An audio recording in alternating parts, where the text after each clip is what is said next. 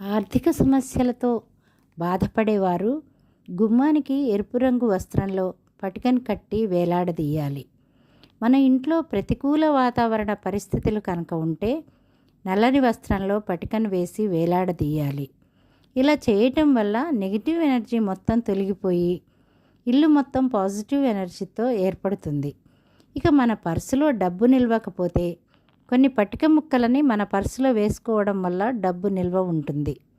ఇక మనం అనుకున్న పనులు జరగకపోతే ప్రతిరోజు ఉదయం మనం స్నానం చేసే నీటిలో కాస్త పటిక వేసుకోవటం వల్ల మనలో పాజిటివ్ ఎనర్జీ కలుగుతుంది.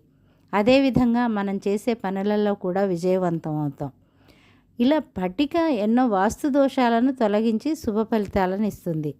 అలాగే మనం కూడా మన మనసులో నెగిటివ్ ఎనర్జీని తొలగించి పాజిటివ్ ఎనర్జీనే ఉంచుకోవాలి. ప్రతిరోజు